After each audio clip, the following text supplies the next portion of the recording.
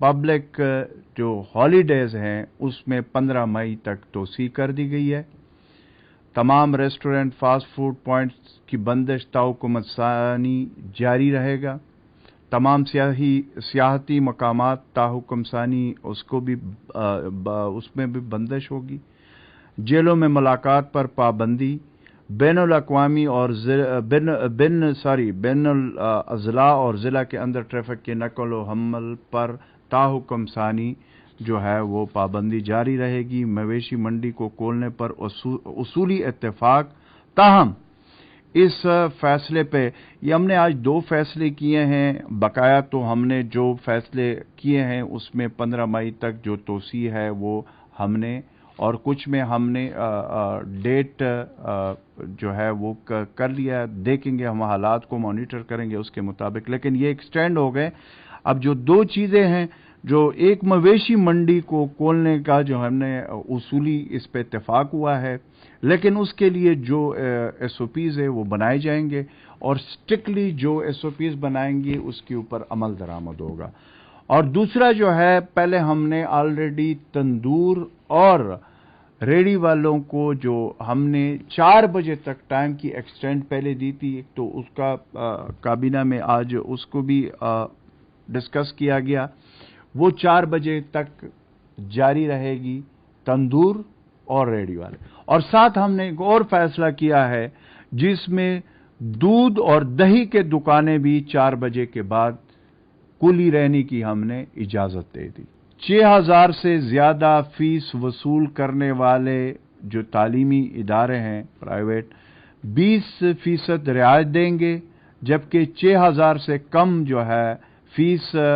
وصول کرنے والے 10% جو ہے وہ رعایت دیں گے۔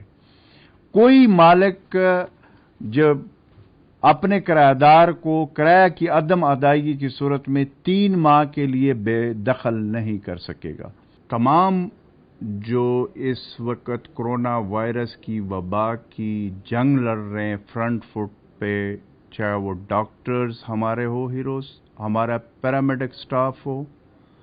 اس کے علاوہ جتنے بھی اہلکار ہیں جو ڈائریکٹلی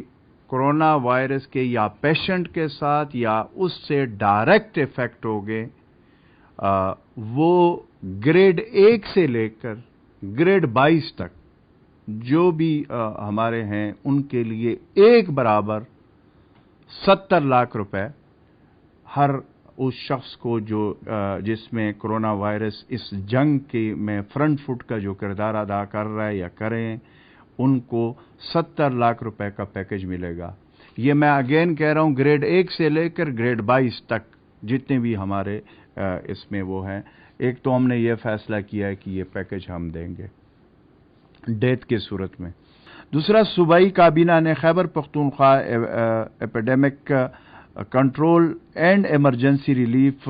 آرڈیننس کی نفاذ کی منظوری دے دی۔ مذکورہ آرڈیننس کے تحت افراد کو آئسولیشن میں رکھنے، وبا کی صورت میں اجتماعات پر پابندی، اسکریننگ کے فرائض سر انجام دینے، خیبر پختونخوا کے اندر یا باہر ہر سفری پابندی کے اختیارات، بیماری کی صورت میں خاندان کے سربراہ، ہیلتھ ورکر، تعلیمی ادارے کے سربراہ، پبلک ٹرانسپورٹ، ریسٹورنٹس، ہوٹلز کے انچارج کو پابند کیا گیا ہے کہ وہ اپنے زیر کفالت افراد کے متاثر ہونے کی صورت میں اطلاع دینے کی بھی پابند ہونے جیسے امور کوئی اس آرڈیننس میں کے ذریعے قانونی تحفظ فراہم کیا گیا ہے۔ مزید اس آرڈیننس کی خلاف ورزی کی صورت میں کچھ سزائیں اور جرمانے بھی تجویز کی گئے ہیں۔